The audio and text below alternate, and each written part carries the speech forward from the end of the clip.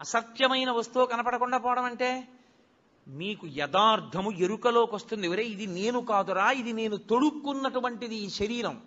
అసలు నేను లోపల ఉన్న అహంస్ఫురణ, లోపల ఉన్న ఆత్మ నేను, ఆ ఆత్మ సర్వవ్యాపకమై ఉన్నది. అందుకే అందరూ నేను నేను నేను అంటున్నారు. మా ఎక్కడి నుంచి వచ్చింది?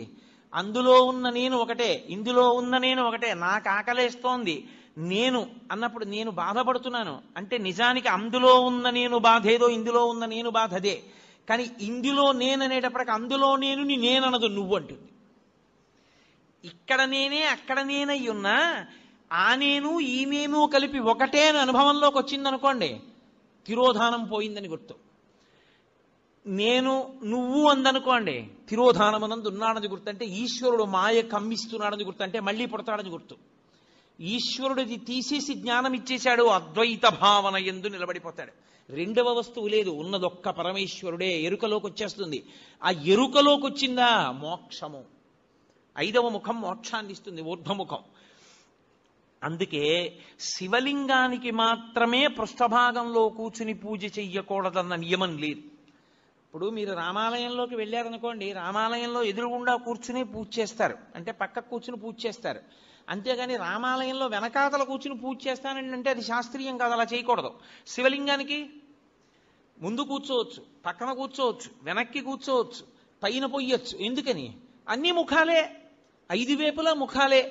ఏ ముఖం నుంచి నీళ్లు జారినా మీకో ఫలితం ఉంటుంది. ఎటు నుంచి నీళ్లు జారనివ్వండి, అది మీకు వెంటనే ఒక ఫలితాన్ని ఇచ్చేస్తుంది. అందుకే పైన పోస్తారు, అన్ని ముఖాల నుంచి జారుతాయి.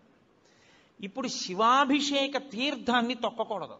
అది కాని తొక్కాడా ఉత్తర క్షణం పూర్వజన్మలలో చేసుకున్నటువంటి పుణ్యము నశించిపోతుంది.